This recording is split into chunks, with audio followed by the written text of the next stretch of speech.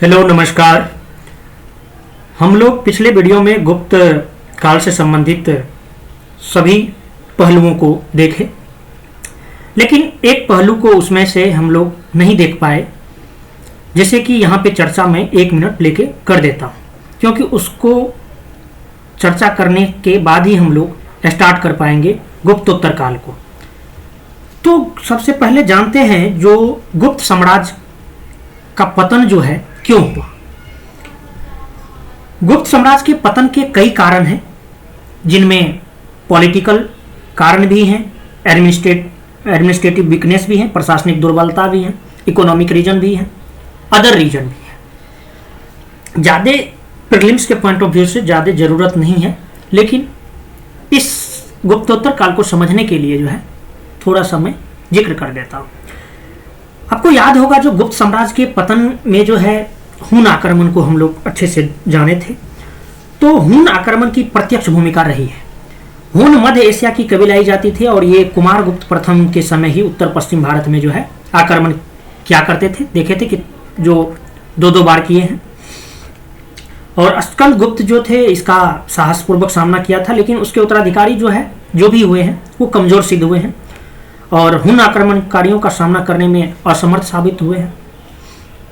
स्कंद गुप्त के बाद जो है सिंहासन पर बैठने वाले शासक जो भी थे वो निर्बल और अयोग्य थे। उनमें व्यक्तिगत पराक्रम का अभाव था, जो कि साम्राज्यवादी व्यवस्था का एक महत्वपूर्ण अंग माना जाता था। और अनिश्चित उत्तराधिकार नियम जो है अराजकता को जन्म दे दिया।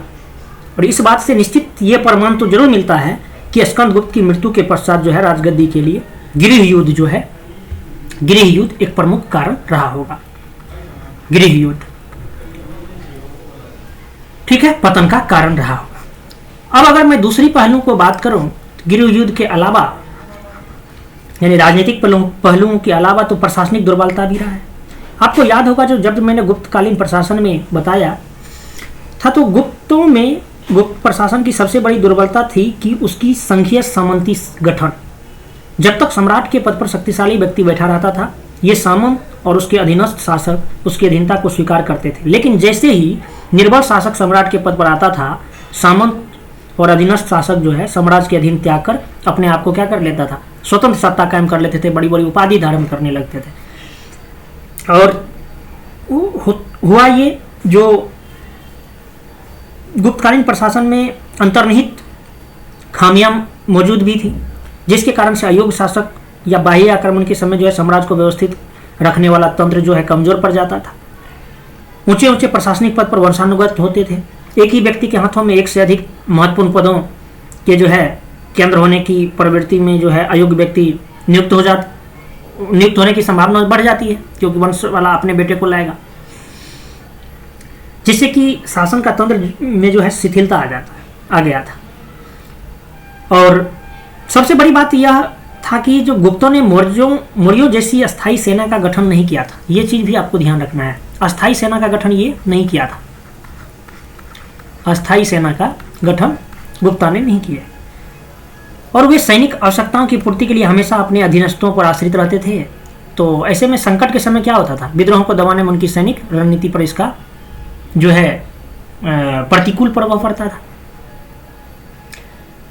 जिससे भी गुप्त साम्राज्य के पतन का एक ये भी कारण बना है। अब इकोनॉमिक रीजन, अगर आर्थिक पहलू पे बात करेंगे तो भूमि अनुदान के कारण जो है राज्य का राजस्व आधार कमजोर हो गया था, क्योंकि गुप्त साम्राज्य द्वारा आपको मैंने बताया था, जब मैंने कर प्रणाली बता रहा था तो वहां पे ये बताया कि गुप्त साम्राज्य द्वारा जो है ब्राह्मणों को कर रहित कृषि भूमि प्रदान की जाती थी। तो ये सब जो है ये सारे पहलू जो है। अच्छा, और अन्य रीजन में की जहां तक बात करें तो आरंभिक गुप्त शासक जो ब्राह्मण धर्म के पोषक थे, चक्रवर्ती राजा के आदर्शों के अनुरूप जो है वो शासन करते थे। लेकिन आपको जब कुमारगुप्त पढ़ाए थे तो कुमारगुप्त के समय से गुप्त शासक जो है बौद्ध धर्म से ज़्यादा प्रभावित होने लगे थे और अधिकांश समय दान पुण्य में व्यतीत करने लगे थे। और इस परिवर्तन ने राज्य की राजनीतिक जो मतलब प्राथमिकता था वो प्रतिकूल रूप से प्रभावित हो गया, जिससे कि नगरों का क्रमिक रूप से पतन होने लगा।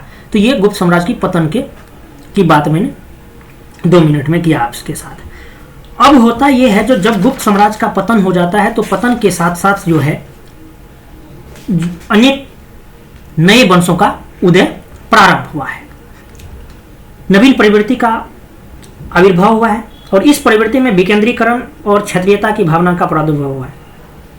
550 ईस्वी के लगभग जो है गुप्त साम्राज्य के विखंडित होने के साथ जो है 550 ईस्वी अप्रोक्स मानिए इसको, विष्णुगुप्त जो है लगभग इसी के टाइम में लास्ट शासक वही रहे हैं।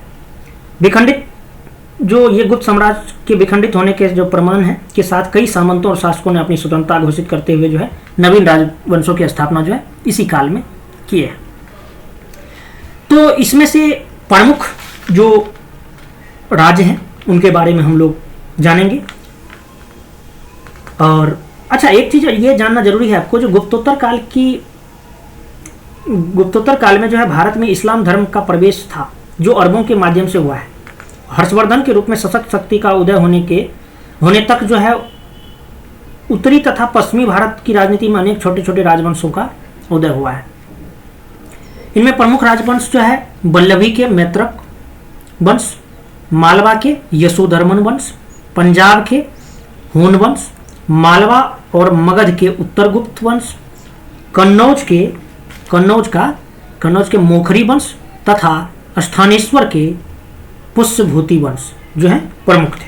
तो इनके बारे में बारी बारी से हम लोग जानेंगे, क्योंकि सवाल यहाँ से पूछे जाते हैं। तो पहला हम लोग देखते हैं वल्लभी का मैत्रक वंश के बारे में। Maitraka dynasty of Vallabhi. मैत्रक वंश का उदय गुजरात के वल्लभी में हुआ है। ठीक है, मैत्रक वंश का जो उदय है ये गुजरात के वल्लभी में हुआ है, और इसके संस्थापक जो है भट्टार्क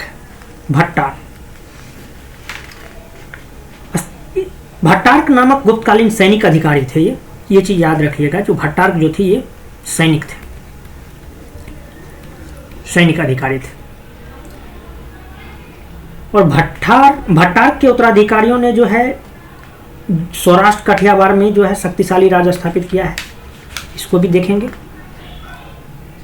इसके उत्तराधिकारी कौन कौन रहे हैं इनको जानना भी जरूरी है। तो आइए बारी बारी से देखते हैं। तो भट्टार्क स्थापना करता है, संस्थापक है भट्टार्क। उसके बाद जो है भट्टार्क के उत्तराधिकारियों में धुर्वसेन प्रथम, धुर्वसेन द्वितीय, जो कि हर्ष के दामाद रहते हैं, और दरोन सिंह और धुर्वसेन प्रमुख शासक थे। इस वंश के शासकों ने अपनी राजधानी वल्लभी को बनाया था, ये चीज आपको ध्यान रखना है। यह हर्षवर्धन का समकालीन तो था ही। हर्ष ने अपनी पुत्री का विवाह जो है किससे किया है? हर्ष ने अपनी पुत्री का विवाह धुर्वसेन द्वितीय से कर मैत्रकों से संबंध स्थापित किए,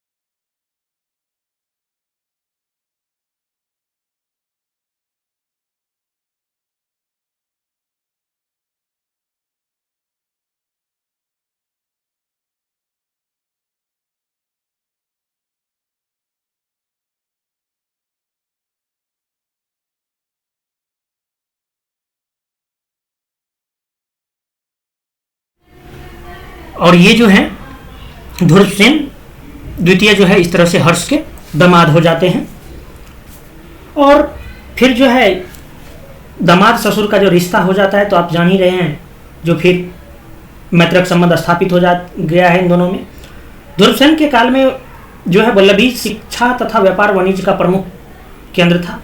और इसी समय जो है ध्रुवसेन के टाइम में ही जो है चीनी यात्री ह्वेनसांग ने वल्लभी की यात्रा की थी। ये भी आपको याद रखना है। ध्रुवसेन द्वितीय इस वंश का सर्वाधिक शक्तिशाली शासक था। क्यों था? समझ में आ गया। ससुर दामाद दोनों जब मिल जाए तो फिर तो शक्तिशाली होने कोई दो राय नहीं है। और ध्रुवसेन द्वितीय के पश्चात जो उसका पुत्र धरसेन जो है वो चतुर्थ शासक रहते हैं। उसका नाम था धरसेन। ये चतुर्थ शासक रहते हैं। तो हम लोग बारी बारी से बात करते हैं। अच्छा, वल्लभी विश्वविद्यालय स्थापित किए गए थे, तो इसके बारे में थोड़ा जान लेते हैं। वल्लभी विश्वविद्यालय की जहाँ तक बात करेंगे तो इतिहास का अवलोकन करने के उपरांत जो है भारत का सबसे पुराना विश्वविद्यालय तक्षशिला तथा सबसे विख्यात विश्वविद्यालय कहाँ? अपना बिहार नालंदा विख्यात को माना जाता है। लेकिन वल्लभी विश्वविद्यालय की अपनी अलग पहचान थी।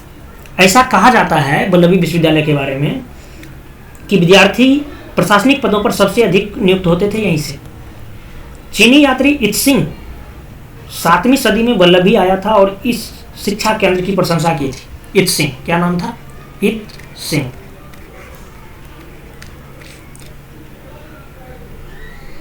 और यहाँ के आचार्यों में जो थे, यहाँ के आचार्यों में गणभूति और अस्थिरमती थे। ठीक है। चीनी यात्री इत्सिंग कब आए थे? 671 ईस्वी में यहाँ पे आए थे। अब हम लोग तो ये जो बात किए ये मैत्रक वंश से संबंधित कुछ बात की हैं। और बात वही होता है जो फिर जो है मैत्रक वंश का जो अधिकतर जो है प्रथम शासक जो है जिसे परम भट्टारक की उपाधि लेता है। महाराजा धीराज, परमेश्वर, चक्रवर्ती जैसे जो है सार्वभौम नरेश की उपाधि धारण की है। और मैत्रक वंश का जो अंतिम शासक था, अंतिम शासक की अगर बात कर लें तो उसका नाम था शिलादित्य सप्तम। शिलादित्य सप्तम अभी तक तो नहीं पूछा गया लेकिन याद रख लीजिएगा। शिलादित्य सप्तम था और इसका जो शासन किया है, ये लास्ट शासन जो इसका किया है ये 766 ईस्वी तक। 8वीं सदी के अंत तक मैत्रक वंश स्वतंत्र रूप से राज करता रहा है। अंततः अरब आक्रमणियों ने मैत्रक राज की हत्या कर वल्लभी को पूर्णतः नष्ट कर देता है। और मैत्रक वंश के शासक बौद्ध धर्म में आस्था रखते थे और उन्होंने बौद्ध विहारों को दान दिया था। इस समय वल्लभी शिक्षा का प्रमुख केंद्र बन चुका था और इसके साथ ही वल्लभी व्यापार और वाणिज्य का प्रमुख केंद्र भी था। ये भी आपको ध्यान में रखना है। तो ये हो गई मैत्रक वंश की बात। अब हम लोग करते हैं बात मालवा का यशोधर्मन वंश। मालवा का यशोधर्मन वंश, ठीक है। मालवा के यशोधर्मन राज का उदय 6ठी शताब्दी के आरंभिक काल में हुआ है, लगभग 530 ईस्वी में। और यशोधर्मन की उपलब्धियों का वर्णन जो है हमें मंदसौर के दो अभिलेख से प्राप्त होता है। मंदसौर प्रशस्ति यशोधर्मन का चित्रण उत्तर भारत के चक्रवर्ती शासक के रूप में करती है और जो है यशोधर्मन द्वारा हुनों की पराजय उसकी महानतम उपलब्धियों में से एक थी। यशोधर्मन का राज्य जो था पूर्व में लोहित ब्रह्मपुत्र नदी को बोलते थे से लेकर पश्चिम में समुद्र तक था और उत्तर में हिमालय से दक्षिण में महेंद्र पर्वत तक विस्तृत था। और मंदसौर प्रशस्ति में उसे जो है क्या कहा गया है? उपाधि के रूप में जनेंद्र कहा गया है। क्या कहा गया? जनेंद्र। गुप्तों की शक्ति को आघात पहुंचाने का श्रेय जो जाता है किसको जाता है? मालवा के यशोधर्मन को जाता है। ये चीज आपको ध्यान रखना है, ठीक है। और यशोधर्मन द्वारा हुनों की पराजय उसकी महानतम उपलब्धियों में से एक थी। और क्षेत्र जो है को बता दिया, उत्तर में हिमालय से, दक्षिण में महेंद्र पर्वत तक, पूर्व में गुजरात के समुद्र तक फैला था और पश्चिम में ब्रह्मपुत्र या लोहित नदी असम में था, ये यहां तक फैला हुआ था। यशोधर्मन का दूसरा नाम जो था वो था विष्णुवर्धन और उसने राजाधिराज, परमेश्वर, नरधिपति की उपाधि धारण की थी और वह जो था ना शिव भक्त था,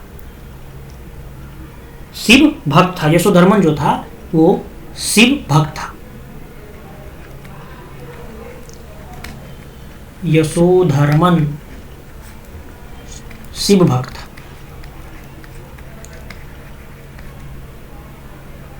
अभिलेखों में उसके अच्छे शासन और सद्गुणों का कई उल्लेख है। उसकी तुलना मनु, भरत, अलर्क और माधनता से भी की गई है। यशोधर्मन ने शासन का अंत कब और कैसे हुआ, यशोधर्मन के शासन का, ये औलिकर वंश में और कौन से शासक हुए इस संबंध में अभी तक कुछ भी ज्ञात नहीं है। संभवतः ऐसा लगता है जो यशोधर्मन के पश्चात दसपुर क्षेत्र पर जो है औलिकरों की राजनीतिक सत्ता कुछ काल तक बनी रही।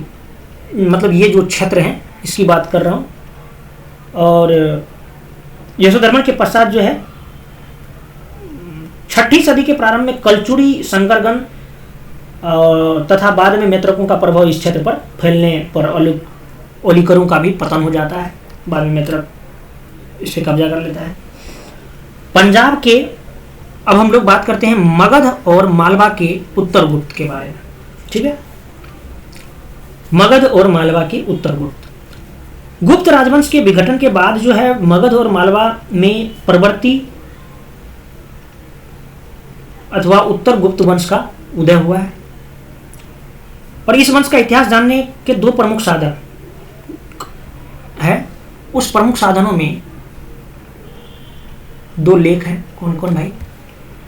एक अपसढ़ लेख और देवनंकी का लेख है। इस वंश की स्थापना कृष्णगुप्त ने की थी, ये आपको याद रखना। संस्थापक कृष्णगुप्त हैं। और इस वंश के महान शासकों में देवगुप्त और आदित्य सेन के नाम जो हैं ये प्रमुख हैं। ये पूर्व गुप्तों से भिन्न थे। इस वंश के महान शासकों में देवगुप्त तथा आदित्य सेन के नाम प्रसिद्ध है। ठीक है, इस वंश के शासकों ने गुप्त साम्राज्य की राजनीतिक एवं सांस्कृतिक परंपराओं का जो है अच्छे से अनुसरण किया है। और ये मधुवन अभिलेख और वंशखेरा अभिलेख, इन दोनों में जो है देवगुप्त के पिता, देवगुप्त इसने मालवा पर विजय प्राप्त की थी, देवगुप्त, और इसके पिता जो है महासेन गुप्त थे। इसके शासन करने की साक्ष्य मिलते हैं। और ऐसा कहा जाता है जो आदित्य सेन ने 3 अश्वमेध यज्ञ किए हैं। और यह जो यज्ञ था यह वैष्णव धर्म के अनुयायी था। और इसके शासनकाल में चीनी राजदूत वांग हुएनत्से आए थे। किसके शासनकाल में? आदित्य सेन के शासनकाल में। कौन आए थे? वांग हुएन से। कब आए थे? अप्रॉक्स में याद रखिएगा लगभग 655 एडी के आसपास।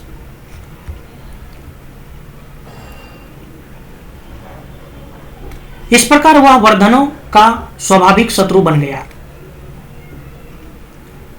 कौन?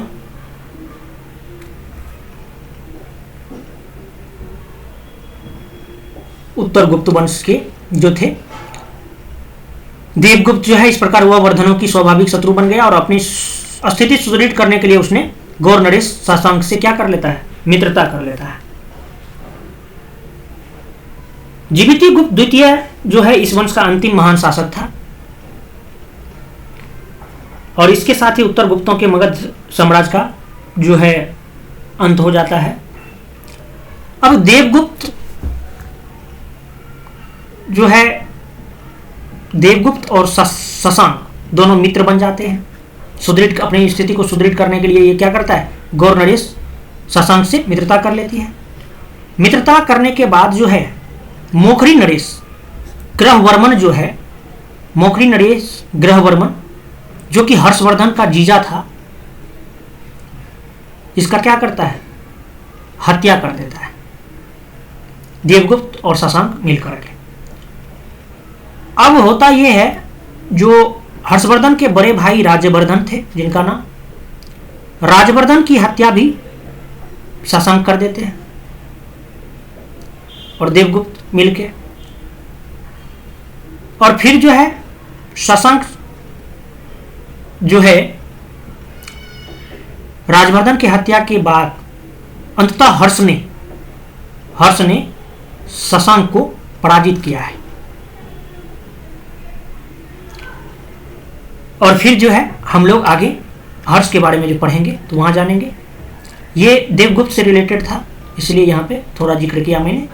आदित्य सेन ने जो शासन किया है वो 655 से 675 ईस्वी तक किया है और यह वैष्णव धर्म का उपासक था। 3 अश्वमेध यज्ञ किए हैं। इसके समय में चीनी यात्री राजदूत का नाम था वांग हुएनसे ने 2 बार भारत की यात्रा की है।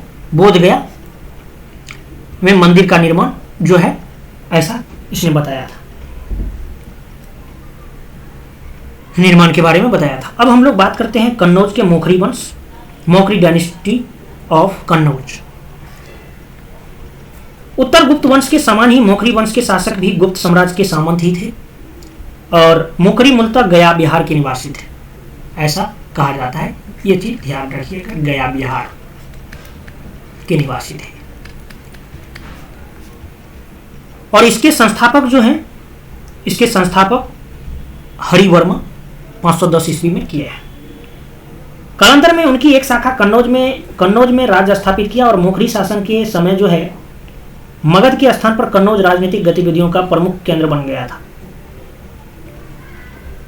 और इसके प्रमुख शासक जो रहे हैं वो आदित्य वर्मा, ईशान वर्मा, सर्व वर्मा और गृह वर्मा रहे हैं। मालवा के यशोवर्मन की हत्या के पश्चात जो है आर्यावर्त का शासन मोखरियों के हाथों में आ गया।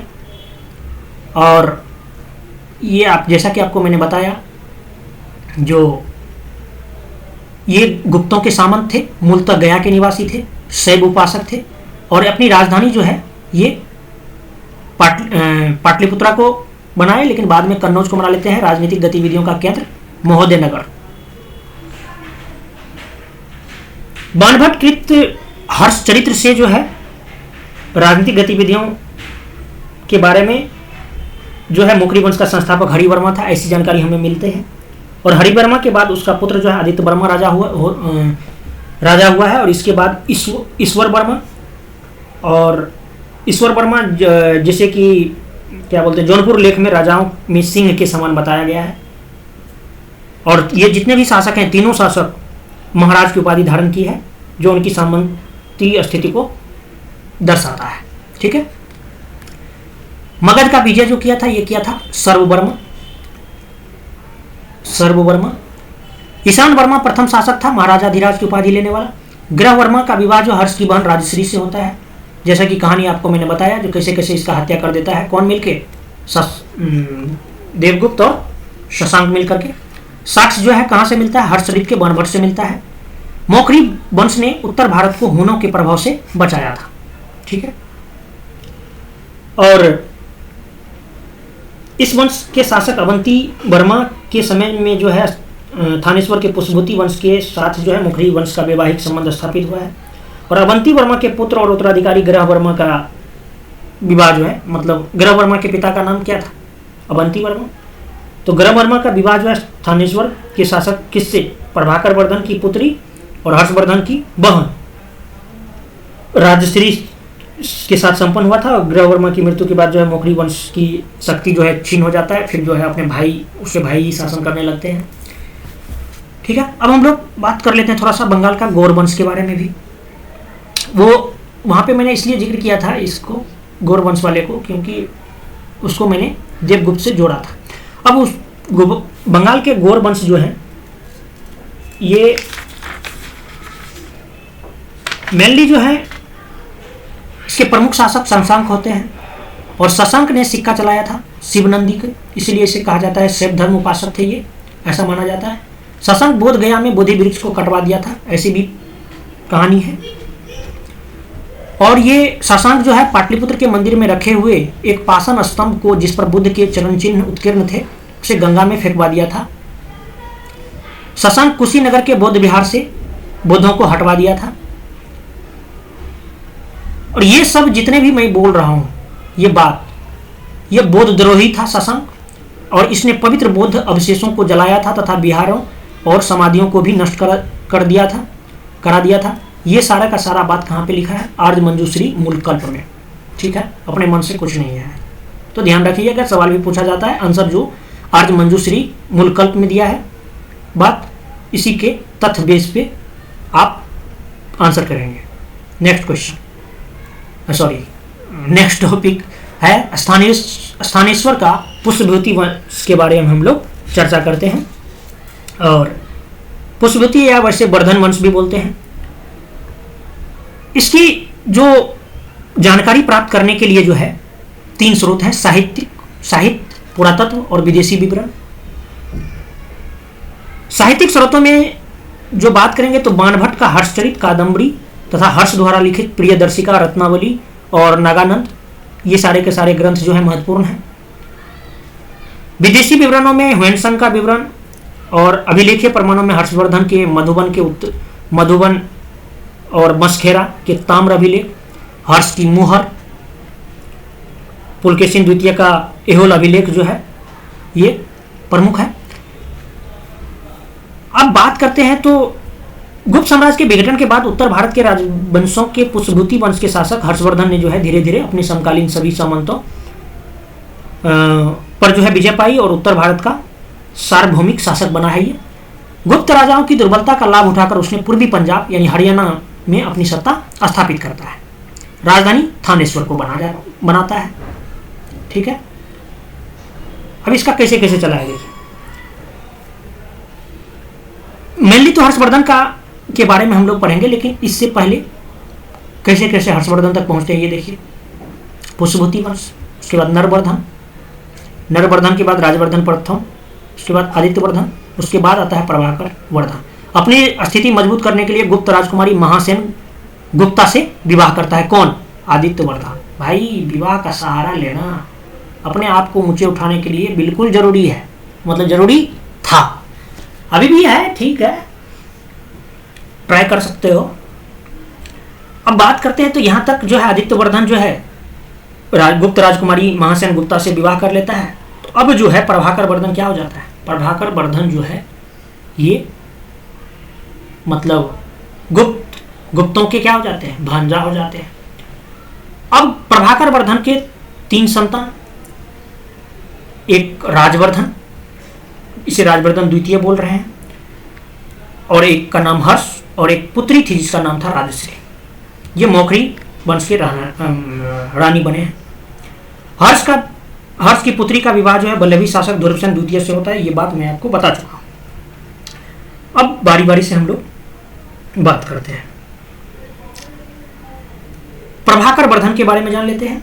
प्रभाकर वर्धन जो है वर्धन वंश की शक्ति व प्रतिष्ठा का संस्थापक है। ये प्रभाकर वर्धन उपाधि धारण करता है हुन हरिण केसरी का, यानी इसका मतलब ये हुआ हुन रूपी हरिण के लिए सिंह समान, सिंधु राज ज्वर का, सिंधु राज के लिए ज्वर के समान, गुर्जर प्रजागर का, गुर्जरों की नींद हराम करने वाला, गंधार धिंग गंध द्वीप कूट हस्ती ज्वरों का, यानी गंधार के राजा रूपी सुगंधी राज के लिए महान हस्त ज्वर या महामारी के समान, ऐसा आपने आपको बताया है। लाट पाट वपाट चरों, यानी चंचलता को नष्ट करने वाला, मालव लक्ष्मी लता परशु, यानी मालवा की लक्ष्मी रूपी लता के लिए कुल्हाड़ी समान, ऐसी ऐसी भयंकर उपाधि लिया है। अपनी स्थिति को सुदृढ़ करने के लिए प्रभाकर वर्धन ने मौखरियों से वैवाहिक संबंध स्थापित किया है। अपनी पुत्री राजश्री का विवाह जो है किससे करवाता है? ग्रह वर्मा से करवाता है, जिसकी कहानी आपको मैंने बार बार बता रहा हूं क्योंकि सवाल भी पूछा जाता है। जिसकी हत्या किसने किया था? देवगुप्त प्लस शशांक दोनों मिल करके किया था। ठीक है, राजनीति में हत्या पहले भी चल रहा था और अभी भी चल रहा है। राजवर्धन द्वितीय, अब बात करते हैं राजवर्धन द्वितीय की। प्रभाकर वर्धन की मृत्यु के पश्चात जो है राजवर्धन द्वितीय जो है ये गद्दी पर बैठता है, और उसी समय जो है इसे समाचार मिला कि बंगाल के शासक शशांक तथा मालवा के शासक क्या था नाम? देवगुप्त ने मिलकर कन्नौज पर आक्रमण कर दिया तथा राजश्री को कैद करके ग्रहवर्मा की हत्या कर दिया है। तो राजवर्धन द्वितीय जो है तुरंत अपनी सेना को लेकर बहन राजश्री को आजाद कराने के लिए निकल पड़ता है, और उसने देवगुप्त की सेना को पराजित करके जो है देवगुप्त की हत्या कर देता है। परंतु धोखे से बंगाल शासक शशांक ने क्या करता है? राजवर्धन की हत्या कर देता है। ये कब की बात है? 606 ईस्वी की बात है। और राजवर्धन की जब हत्या हो जाती